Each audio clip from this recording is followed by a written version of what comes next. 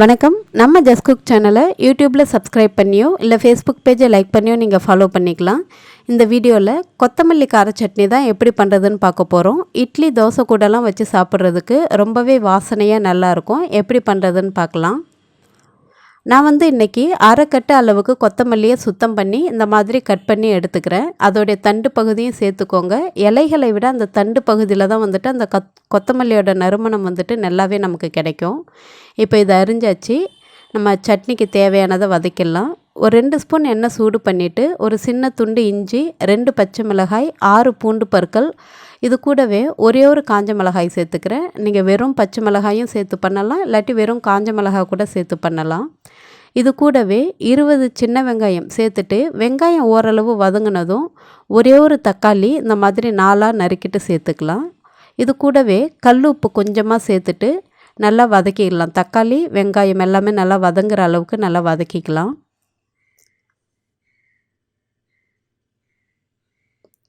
இப்போது எல்லாமே நல்லாவே வதங்கி வந்துருச்சு. நம்ம அரிஞ்சு எடுத்துருக்கிற கொத்தமல்லி இலையும் இது கூட சேர்த்துட்டு கரெக்டாக 1 நிமிஷம் வதக்குனிங்கன்னா போதும், இது தயாராகிடும். அதுக்கு மேலே ரொம்பவே போட்டு இதை வதக்க வேண்டாம். அந்த கொத்தமல்லியோட வாசனை போயிடும். அதனால் லைட்டாக வதக்கிட்டு ஒரு பிளேட்க்கு மாற்றிட்டு ஆற வச்சுட்டு நம்ம இப்போது அரைச்சி எடுத்துடலாம்.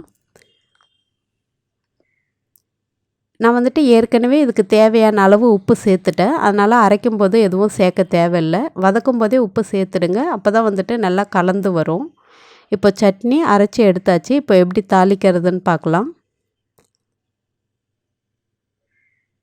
ஒரு கரண்டியில் 2 ஸ்பூன் அளவுக்கு நல்லெண்ணெய் சூடு பண்ணிவிட்டு கொஞ்சமாக நான் கடுகு சேர்த்துக்கிறேன்.